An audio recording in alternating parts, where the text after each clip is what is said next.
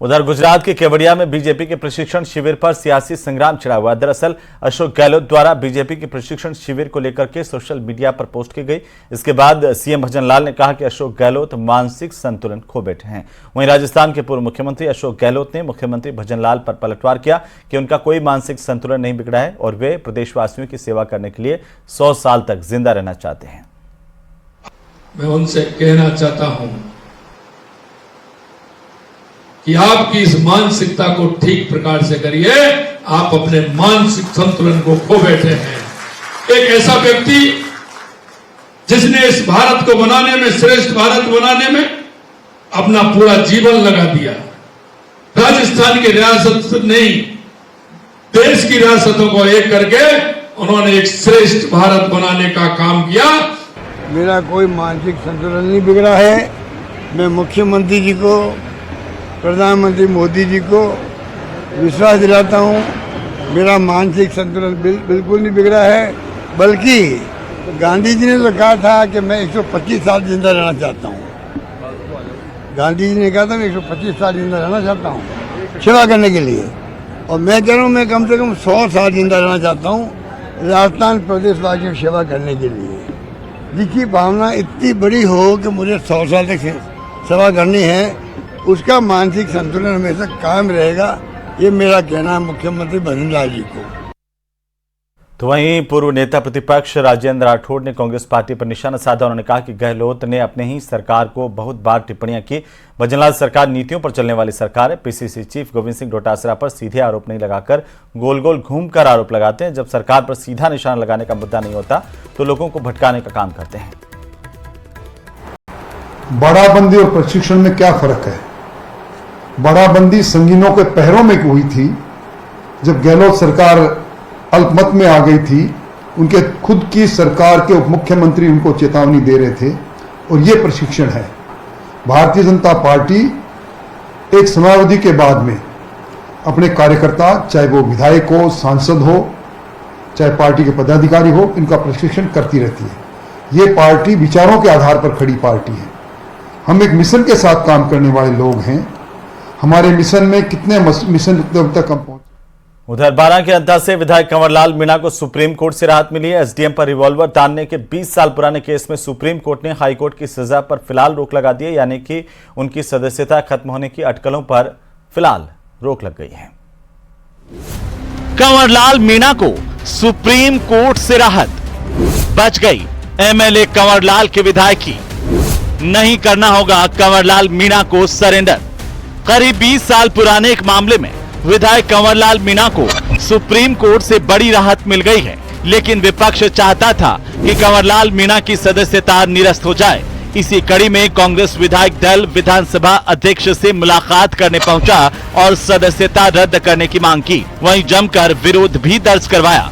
नेता प्रतिपक्ष Tikaram Jully, PCC chief Govind Singh Dotasra और कांग्रेस विधायकों की एकजुट टोली विधानसभा तो पहुंची, लेकिन अध्यक्ष अजमेर के दौरे पर होने के चलते उनसे मुलाकात नहीं हो पाई। इसके बावजूद कांग्रेस ने विधानसभा सचिव को हाईकोर्ट के आदेश की सर्टिफाइड कॉपी सौंप दी और तत्काल कार्रवाई की मांग रखी। एक विधायक दल का डेलीगेशन उनसे मिलके भी आए हैं, वो नहीं थे तो उनकी अनुपस्थिति में हमने सेक्रेटरी महोदय को इसकी कॉपी दी है। और हम चाहते हैं कि देश के अंदर एक कानून है तो एक प्रकार से निर्णय होने चाहिए।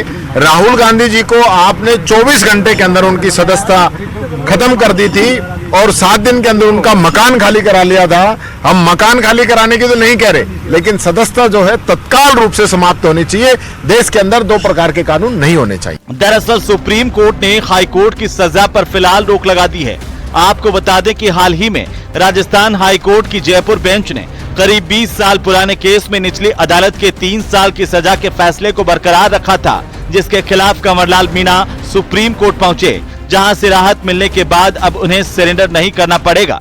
आज एक मैसेज देना चाहिए था माननीय स्पीकर महोदय को कि नहीं, मैं सबके लिए सम्मान हूं और मैं मेरे सारे दौरे स्थगित करता हूं कि जब नेता प्रतिपक्ष प्रतिनिधिमंडल के साथ में अगर कोई ज्ञापन देने आ रहे हैं और ऐसे विषय के ऊपर जिसपे किसी बीजेपी के विधायक की कंवरलाल मीणा की सदस्यता समाप्त होगी 100% होगी, कोई रोक नहीं सकता है, ये सर्वमान्य कानून है। तो मैं समझता हूं कि उनको यहाँ रह करके और हमके साथ बैठ करके उस ज्ञापन पे त्वरित कार्रवाई करनी चाहिए थी। क्या है 20 साल पुराना मामला? ये मामला साल 2005 का है, जब कंवरलाल मीणा पर उपखंड अधिकारी को रिवॉल्वर दिखाकर धमकाने और पुनर्मतदान की मांग कराने का आरोप लगा था। निचली अदालत ने मीणा को 3 साल की सजा सुनाई थी, जिसे हाईकोर्ट ने बरकरार रखा। इसके बाद उन्होंने सुप्रीम कोर्ट का रुख किया। राहुल गांधी के सस्पेंशन में बहुत ज्यादा चुस्ती और एक विधायक जिसको 3 साल की सजा हो गई। राहुल गांधी को सजा थी मानहानि के मसले में, जो कोई मसला नहीं था, उसमें एक्सट्रीम सजा, और इसमें किसी अधिकारी को रिवॉल्वर दिखाने का मसला और उसमें 3 साल की सजा। दोनों की सजाओं में बहुत फर्क है। उधर सस्पेंशन में बहुत ज्यादा चुस्ती दिखाई गई और यहाँ बहुत सुस्ती चल रही है। न विधानसभा अध्यक्ष ने संज्ञान लिया है और हम रिपीटेडली फ्राइडे से फोन कर रहे हैं, कोई लाइन पे नहीं आ रहा है, कोई जवाब नहीं दे रहा है। तो हमने ये मांग की है कि क्या कारण है कि राहुल गांधी पे तो इतनी चुस्ती की आपने और आज आप इतनी सुस्ती कर रहे हो। कुल मिलाकर कांग्रेस ने यह साफ कर दिया है कि वो इस मुद्दे को यूं ही नहीं छोड़ने वाले हैं। अब सबकी निगाहें विधानसभा अध्यक्ष के अगले कदम पर टिकी हैं।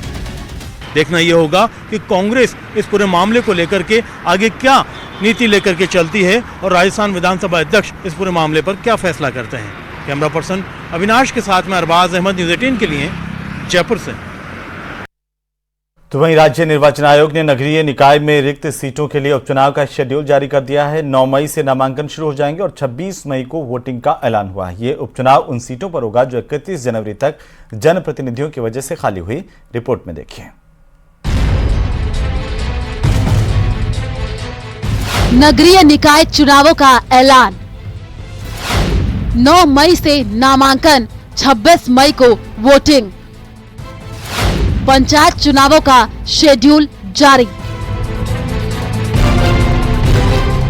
राज्य निर्वाचन आयोग ने आखिरकार प्रदेश में विभिन्न नगर निगम, नगर परिषद, नगर पालिका, जिला परिषद, पंचायत समिति और ग्राम पंचायतों में खाली हुई सीटों पर उपचुनाव का ऐलान कर दिया है। ये उपचुनाव उन सीटों पर होगा जो 31 जनवरी तक जनप्रतिनिधियों की वजह से खाली हुई है। इन सीटों को लेकर राज्य निर्वाचन आयोग ने शेड्यूल जारी किया है। इन पदों पर होंगे चुनाव। जिला प्रमुख 1, प्रधान 2, उप प्रधान 1, जिला परिषद सदस्य 9, पंचायत समिति सदस्य 18, सरपंच 18, उप सरपंच 15, वार्ड पंच 169। इन सीटों पर होंगे चुनाव।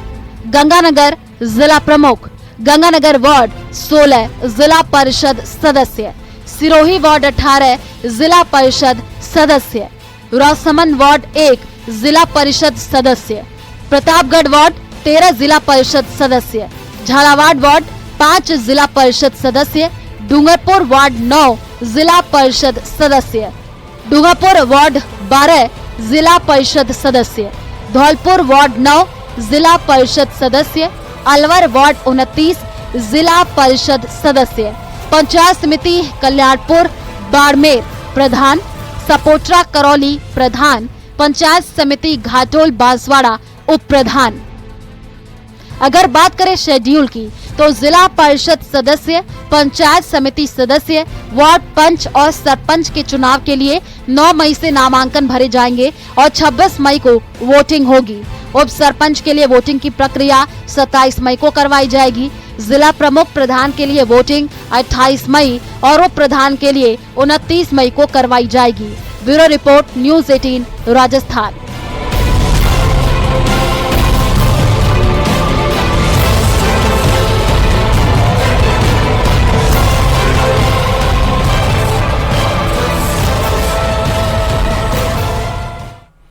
तो वहीं पहलगाम आतंकी हमले के बाद सुरक्षा तैयारियों में जुटी सेनाओं को मॉक ड्रिल करने के निर्देश दिए गए हैं। 1971 की जंग के बाद पहली बार राजस्थान में भी डिफेंस की टीमें मॉक ड्रिल करेंगी। इसे लेकर पूर्व मुख्यमंत्री अशोक गहलोत ने बयान दिया।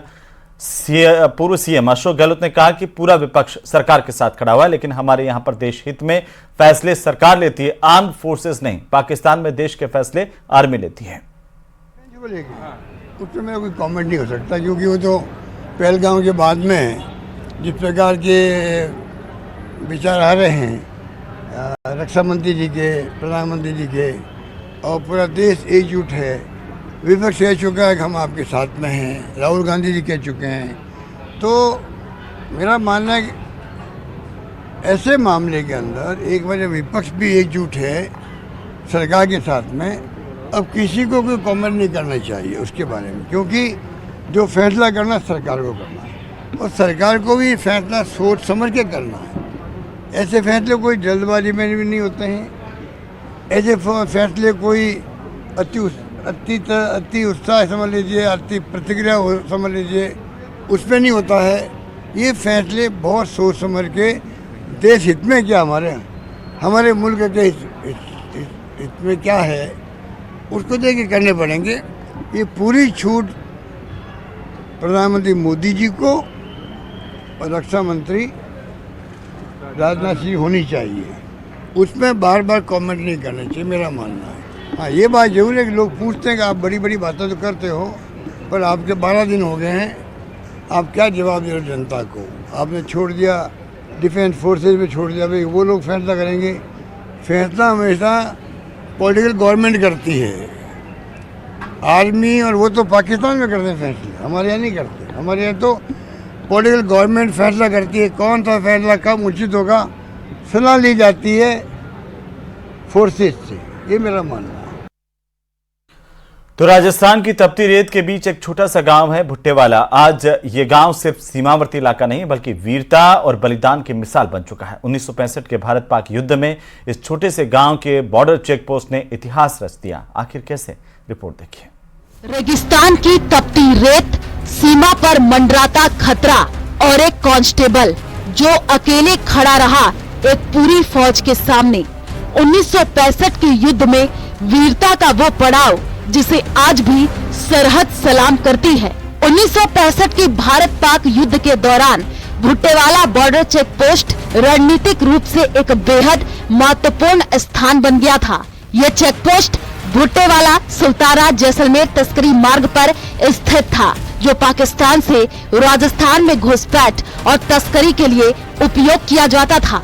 स्वतंत्रता से पहले भुट्टेवाला एक सामान्य गांव था जो सिंध से लगे पश्चिमी राजस्थान का व्यापारिक केंद्र हुआ करता था, लेकिन आजादी के बाद ये इलाका तस्करी और घुसपैठ का प्रमुख मार्ग बन गया। इसी वजह से भुट्टेवाला सुल्ताना जैसलमेर मार्ग पर एक बॉर्डर चेक पोस्ट की स्थापना की गई। 1965 में जब भारत और पाकिस्तान के बीच युद्ध छिड़ा, तब इस चेक पोस्ट पर तैनात सीमित सुरक्षा बल एक बड़ी चुनौती का सामना कर रहे थे। पाकिस्तान की सेनाएं इस मार्ग से घुसपैठ की कोशिश कर रही थी। उसी दौरान कांस्टेबल पूनम सिंह भाटी ने अपने कर्तव्य का निर्वहन करते हुए पाकिस्तानी हमलों का डटकर सामना किया। सीमित संसाधनों और बल के बावजूद उन्होंने मोर्चा नहीं छोड़ा और वीर गति को प्राप्त हुए। उनका बलिदान न केवल राजस्थान बल्कि पूरे देश के लिए प्रेरणा बन गया। आज भुट्टेवाला बॉर्डर चेक पोस्ट एक संवेदनशील और रणनीतिक चौकी के रूप में कार्य कर रहा है। ये न सिर्फ सुरक्षा का प्रतीक है बल्कि शहीद पूनम सिंह भाटी की वीरता का स्मारक भी है। भुट्टेवाला बॉर्डर चेक पोस्ट हमें याद दिलाता है कि वीरता सिर्फ रणभूमि में नहीं बल्कि हर सीमा पर होती है। शहीद पूनम सिंह भाटी जैसे योद्धा हमें सिखाते हैं कि देश की रक्षा के लिए प्राणों की आहुति भी छोटी होती है। Bureau report, news 18।